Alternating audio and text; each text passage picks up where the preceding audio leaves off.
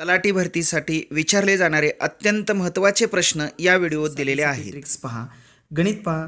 1 छेदस्थानी 1 गुणिले 2 वजा 1 छेदस्थानी 2 गुणिले 3 वजा 1 छेदस्थानी 3 गुणिले 4 आणि डॅश डॅश डॅश 15 1 छेदस्थानी 15 गुणिले 16 या पदावलीचं उत्तर येतं 1 छेदस्थानी 16. हा छेदस्थानचा अंक आणि हा अंशस्थानचा अंक या ठिकाणी घ्या. 1 छेदस्थानी 16 हे या पदावलीचे उत्तर. पहा मुलांनो, समजले ना ट्रिक्स? किती सोपी आहे ट्रिक्स. अशा पद्धतीचं जर उदाहरण विचारलेलं असेल तर याची साधी सोपी ट्रिक्स काय आहे? 1 छेदस्थानी शेवटचा अंक 16 म्हणून याचं उत्तर येतं 1 छेदस्थानी 16. मग 1 छेदस्थानी 16च का? तर ते गणित आपण इथपर्यंत सोडवूया. पहा, या दोन्हीचा ही पदावली आपण इथपर्यंत सोडवल्यानंतर 1 छेदस्थानी 2चा गुणाकार केला 2 वजा 1 छेदस्थानी 2चा गुणाकार किती येतो? 6. मग आता हा अपूर्णांक सोडवत असतानाचा छेद समान करून घ्यावा लागेल.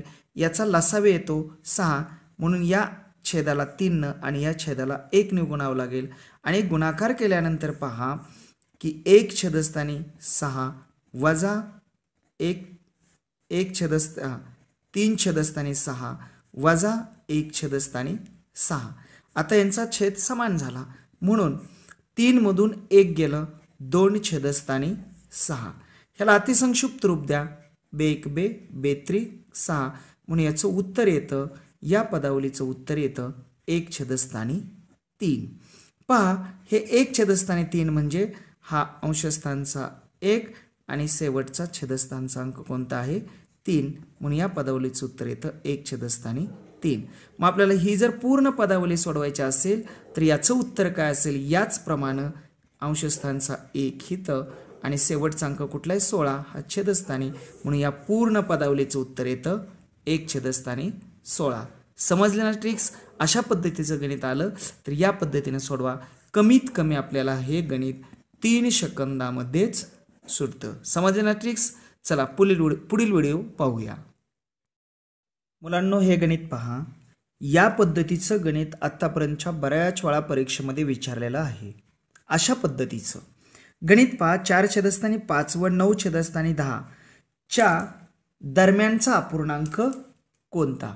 अशा पद्धतीचं जर गणित आलं तर याची सोडवण्याची अतिशय साधी सोपी पद्धत कोणती ते पहा. दरम्यानचा अपूर्णांक जर विचारलेला असेल तर याची साधी सोपी पद्धत काय आहे? अंशस्थानची बेरीज अंशस्थानी आणि छेदस्थानची बेरीज छेदस्थानी मांडा. अंशस्थानची बेरीज अंशस्थानी आणि छेदस्थानची बेरीज छेदस्थानी. 4 आणि 9ची बेरीज येते 13 आणि 5 आणि 10ची बेरीज येते 15. म्हणजे या दोन संख्येच्या दरम्यानचा अपूर्णांक कोणता असेल? 13 छेदस्थानी 15. आपल्याला हे गणित कमीत कमी फक्त 3 सेकंदामध्ये सोडवता येतं. अशा पद्धतीचं गणित सोडवण्याची साधी सोपी ट्रिक्स काय?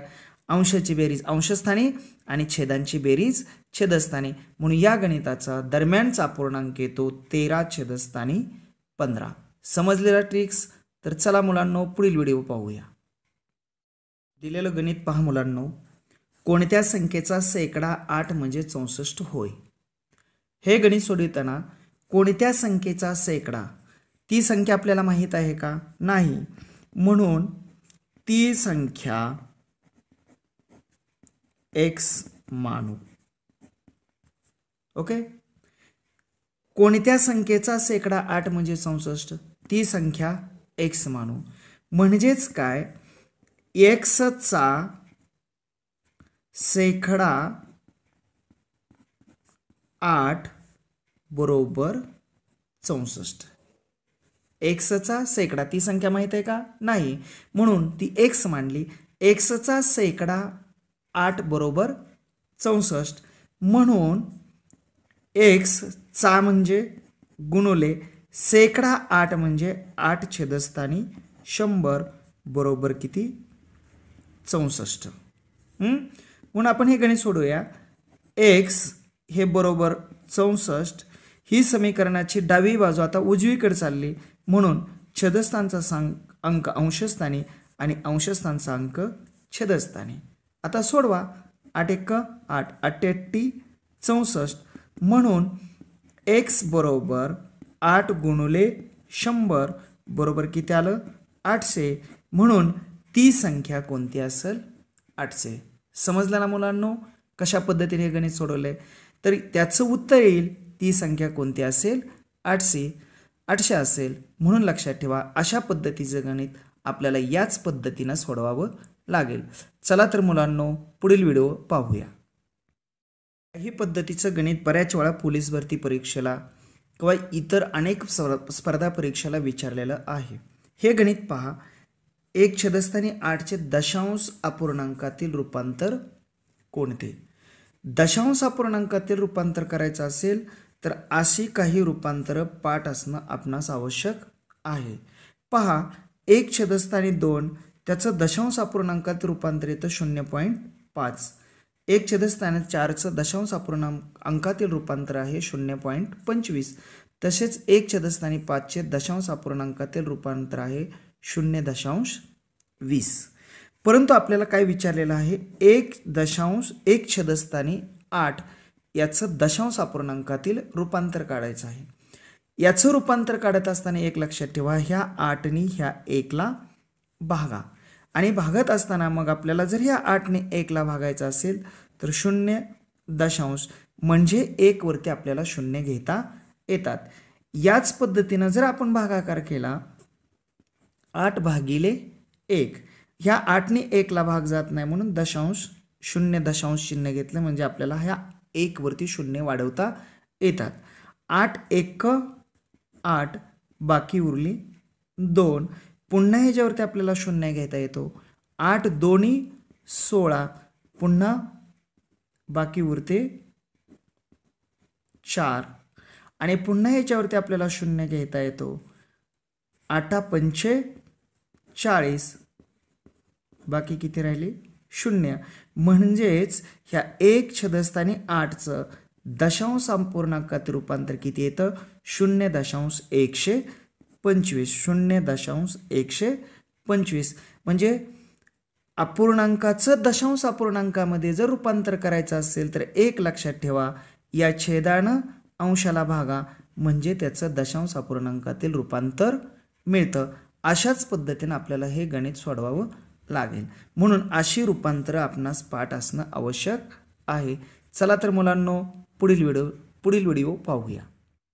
मुलांनो हे गणित सोडवण्याचे अतिशय साधी सोपे ट्रिक्स.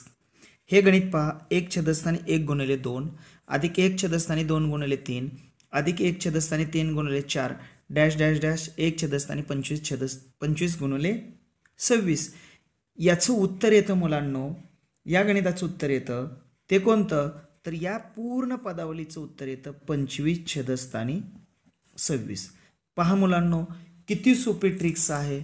काय केलं याच्या छेदस्थानी ज्या दोन संख्या आहेत या दोन संख्या ज्या आहेत 25/26 हे या पदावलीचे उत्तर. हे असंच काय येतं तर ते गणित आपण इथपर्यंत सोडवून पाहूया. पहा मुलांनो 1/1 गुणिले 2 म्हणजे याचं उत्तर येतं 1/2 अधिक 1/32 6. ही पदावली सोडवा. सोडवल्यानंतर तुमच्या लक्षात येईल की पहा याचा छेद समान करून घ्या. छेद समान केल्यानंतर याचा छेद येतो 6. मग 6 छेद येत असेल तर याला 3 ने गुणावं लागेल याला 1 ने गुणावं लागेल म्हणून 3/6 अधिक 1/6. मग सोडवा मुलांनो या दोन्हीची बेरीज येते 4/6. याला अतिसंक्षिप्त रूप द्या किती येतं 2 4 3 6 म्हणून याचं उत्तर येतं 2/3. मुलांनो गणित आपण इथपर्यंत सोडवलेलं आहे. इथपर्यंत सोडवल्यानंतर आपल्या लक्षात आलं की ही पूर्ण पदावली सोडवल्यानंतर आपल्या लक्षात आलं या पदावलीचं उत्तर येतं 2/6 म्हणजे याच दोन संख्या आहेत. म्हणून ह्या पूर्ण पदावली जर सोडवायच्या असेल एवढं पूर्ण मोठं गणित सोडवण्यासाठी आपल्याला बराच वेळ लागणार आहे. म्हणून अशा जर पद्धतीचं गणित आलेलं असेल तर आपण लक्षात ठेवायचं की त्याचं उत्तर ह्या छेदस्थानच्या ज्या दोन संख्या आहेत त्या दोन संख्या ह्याच या रूपामध्ये मांडा 25/26 हे या पदावलीचं उत्तर. समजले ना ट्रिक्स मुलांनो. अशा पद्धतीचं गणित आलं तर या पद्धतीने सोडवा. निश्चितच हे गणित आपल्याला कमीत कमी 3 सेकंदामध्ये सुटतं. समजले ना ट्रिक्स? चला पुढील व्हिडिओ पाहूया. पुढील व्हिडिओ पाहण्यासाठी माझ्या चॅनलला सबस्क्राईब करा.